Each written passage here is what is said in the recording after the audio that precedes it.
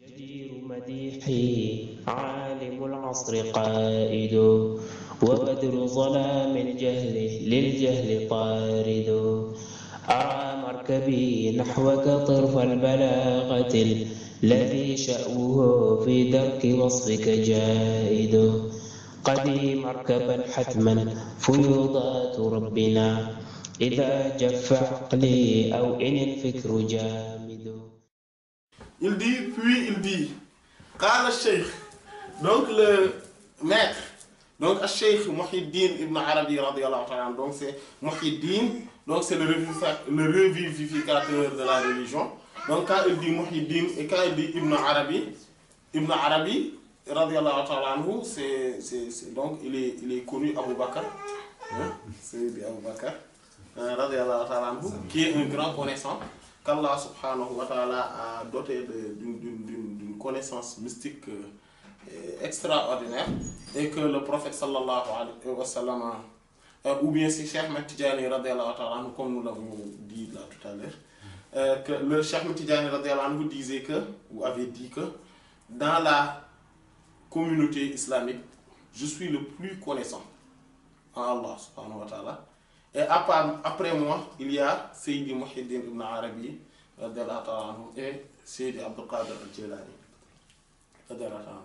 Et donc Sayyidi Muhyiddin radiyallahu anhu, qu'est-ce qu'il dit? Radiyallahu anhu, qu'Allah l'agrée, qu'Allah soit satisfait de lui. Il dit, Inna, rien d'autre. Amarana, il nous a ordonné, Al-Haq, le vrai Ta'ala. Donc le vrai Ta'ala nous a ordonné. Ta'ala, c'est exalté soit-il. Donc Allah subhanahu wa ta'ala, donc Ta'ala, on le traduit souvent par exalté soit-il ou le très haut. Voilà. Et donc, Allah subhanahu wa ta'ala nous a ordonné, donc on l'appelle aussi le vrai. Donc vous voyez, les soufis souvent, ils appellent Allah subhanahu wa ta'ala, ils utilisent le vrai. Parce que c'est lui le vrai. Voilà. Et tout ce qui est en dehors d'Allah subhanahu wa ta'ala est inexistant ou foutu, voilà, n'est pas important, ou bien tout simplement inexistant. Voilà. Ala kulli shay'in ma khala Allahu batil. C'est pour ça le prophète sallallahu alayhi wa sallam a dit asdaqu kalimatin qalaha sha'irun fil jahiliyyati qawlu labid ala kulli shay'in ma khala Allahu batil. Comme c'est mentionné dans le Sahih de l'imam al-Bukhari rahimahullah. Le prophète sallallahu alayhi wa sallam dit que la parole la plus véridique qu'un poète a dit, al-Sha'ir, voilà, donc dans l'époque pré-islamique, c'est la parole de l'Abid, radiyallahu anhu, qui dit que, eh bien, toute chose en dehors d'Allah subhanahu wa ta'ala, ou bien qui, hormis Allah subhanahu wa ta'ala, ou bien dont Allah n'est pas dedans, tout, donc est néant, ou futile, ou inexistant. C'est pour cela qu'on l'appelle le vrai. C'est le seul existant réellement. C'est-à-dire son existence est pré-éternelle et éternelle, et que son existence est quelque chose d'inhérent à lui, et que son existence est également quelque chose de confirmé, de vrai. Voilà. Et que toute autre chose qui existe n'existe qu'à travers lui. Donc n'est que reflet de ses noms et attributs. Subhanahu wa ta'ala. Donc, il dit que donc Allah, le vrai, donc le vrai, nous a ordonné, bil isti'ana, de chercher l'assistance de lui, donc de chercher son assistance, isbatan, pour confirmer les fi'al al-asbab, l'action ou l'entrepreneuriat ou l'entreprise de al-asbab des causes. Allati, dont les causes qui, la yumkinu, ou elle, la yumkinu, il est impossible, il raf'aha, de le lever, ou de le ôter, ou de ne pas le voir, de ne pas le prendre en compte. Et donc, en fait, et il dit, wala wujuda, et il n'existe, lil musabbabi, pour ce qui a été la finalité de cette cause, illa bi wujudiha, sauf par son intermédiaire. Qu'est-ce que cela veut dire? C'est-à-dire que Allah subhanahu wa ta'ala nous a demandé,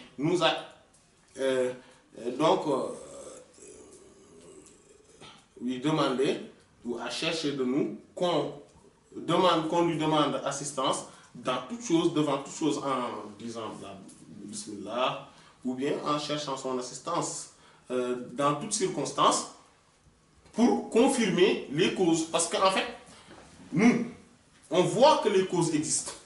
Ça, on ne peut pas nier cette évidence. Voilà, les causes sont là. Mais toutes ces causes-là ne sont qu'en réalité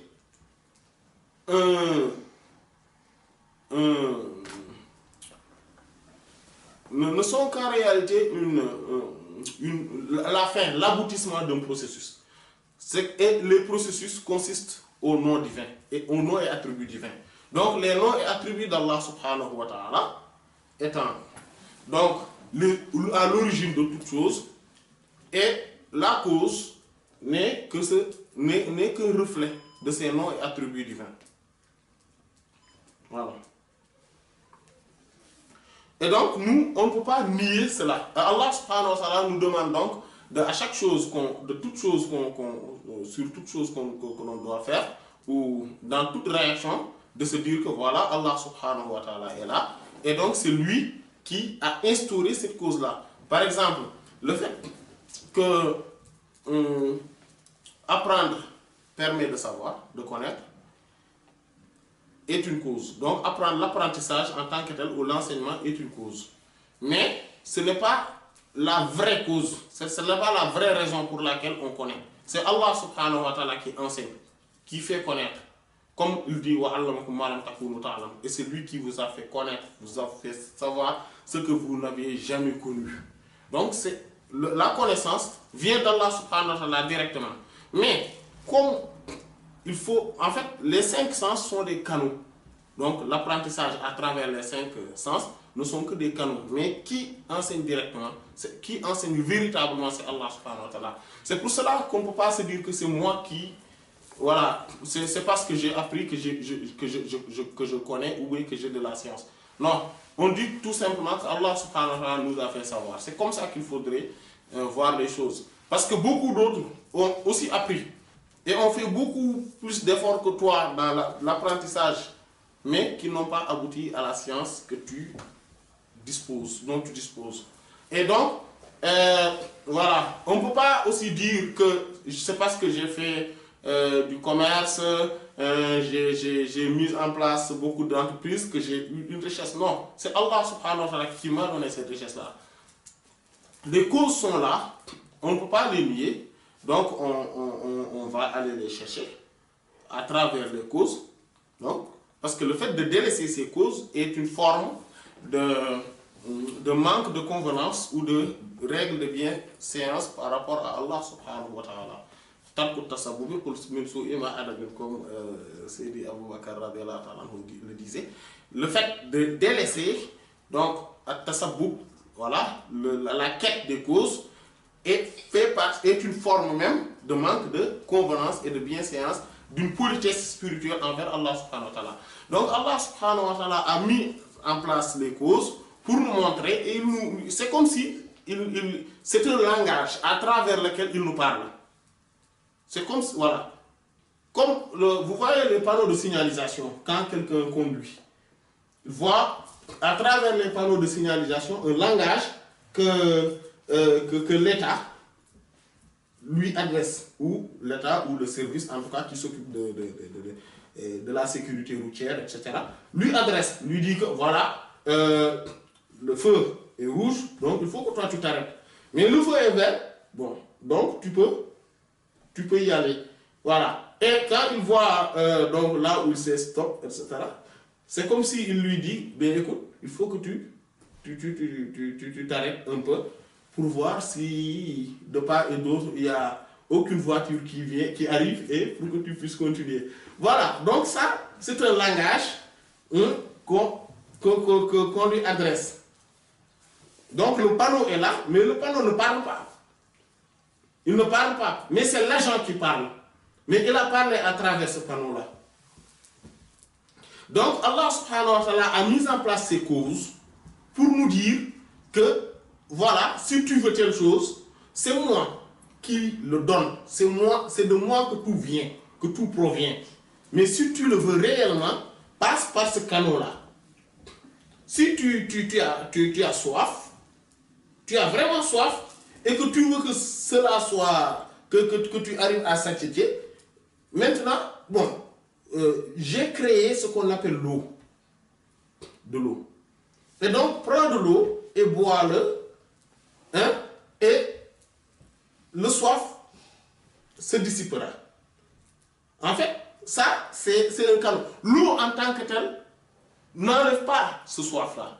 Mais Allah subhanahu wa ta'ala nous a... C'est comme si, en fait, c'est pas comme si, entre guillemets, en fait, c'est la réalité. Il nous parle à travers cela, en nous disant, prends de l'eau et je vais satisfaire ton besoin de soif que tu as. Voilà, c'est une expression qu'Allah subhanahu wa ta'ala, c'est le langage qu'Allah subhanahu wa ta'ala utilise avec nous. Voilà. Tu veux avoir de l'argent? Tu veux? Ben, va faire du commerce ou va essayer de rédiger un CV et tu vas aller chercher un travail, ou bien va faire de l'agriculture ou de l'élevage, etc., etc., etc. Donc, alors que Allah subhanahu wa ta'ala est le véritable pourvoyeur, c'est lui-même qui donne. C'est lui-même qui s'occupe de la subsistance des créatures. Il n'existe, comme Allah subhanahu wa ta'ala l'a dit, il n'existe aucune créature sur terre si ce n'est que sa subsistance est en Allah subhanahu wa ta'ala. Donc c'est Allah subhanahu wa ta'ala qui s'occupe de la subsistance de ces créatures et qui les pourvoit, qui est le véritable pourvoyeur. Mais c'est un langage à travers lequel il nous parle et à travers lequel il fait, il agit. Nous, on ne peut pas composer directement ou traiter directement avec les noms et attributs d'Allah subhanahu wa ta'ala. Directement, on ne peut pas. Par exemple, si Allah subhanahu wa ta'ala nous montrait sa science ou sa force contraignante, etc., nous, on serait écrasés dès la première manifestation. Mais il se manifeste à travers des voiles. Et ces voiles-là, c'est ce qu'on appelle les causes. Voilà. Quand on voit, par exemple, quand on sent la douleur de quelque chose qui nous frappe, on sait que voilà, la force d'Allah subhanahu wa ta'ala est là. Mais Allah subhanahu wa ta'ala ne va pas nous frapper par juste cet attribut-là de force, sinon on ne pourrait pas tenir. Il ne nous montre pas aussi ses connaissances à travers juste une connaissance comme ça. Non, on ne pourrait pas tenir. Et il a créé des choses qui sont insupportables pour le commun des mortels. Par exemple, souvent, il y a des gens qui sont devenus fous parce que tout simplement, ils ont vu quelque chose qui dépasse leur entendement. Ou ils ont entendu des choses qui dépassent leur entendement et ils sont devenus fous. Imaginons maintenant si Allah subhanahu wa ta'ala, pour nous faire comprendre certaines choses, nous le dit directement. Il a utilisé les causes pour nous montrer que c'est lui qui est là, c'est lui qui nous donne, c'est lui qui fait, c'est lui qui agit, c'est lui qui dit, etc., etc. Et maintenant, le fait que nous cherchons son assistance nous montre que, voilà, donc il dit que pour confirmer, pour établir ces causes-là, le fait d'entreprendre ces causes, et donc on entreprend cette cause, et on se dit que voilà, cette cause-là n'est qu'un voile à travers lequel Allah subhanahu wa ta'ala se manifeste en nous, ou à nous. Voilà. Sans cela, rien ne pourrait exister. Parce qu'on n'aurait pas la force de comprendre tout cela et de les supporter. بك الورع معروف بك العلم ظاهر وما شك تلميذ وما خاب رائد إليك انتهى الإحسان والجود والعلا بك الدين لا يخلو بك الحق صاعد نفائس عرفان كنظم اللآل بل كذرات أصداف لك الفصل خامد ولي صميم محسن أنت عارف وقور عدول كيد إبليس فاسد